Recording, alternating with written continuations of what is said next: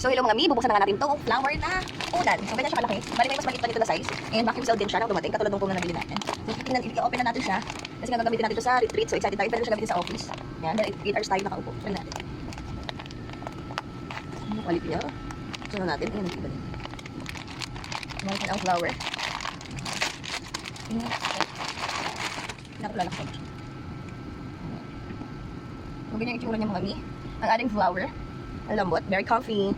Ayan siya. Parang itlog, hindi siya flower. Ayan. Ayan yung size niya. So if bet mo na rin to me, check on the yellow basket. Thank you. So maganda sa biyahe. O kaya sa bahay niyo lang, sa sala. O kaya sa higaan. Ayan. So bet mo natin yung color niya. Kasi gusto yung purple, kaya pick na lang yung pinili natin. Yan lang. Merry Christmas! So bigla ako inantok. Patutulog na muna ako. Bye for now. Check on the yellow basket. Thank you. So maganda sa biyahe. O kaya sa bahay niyo lang, sa sala. O kaya sa higaan. Ayan. So bet mo natin yung color niya.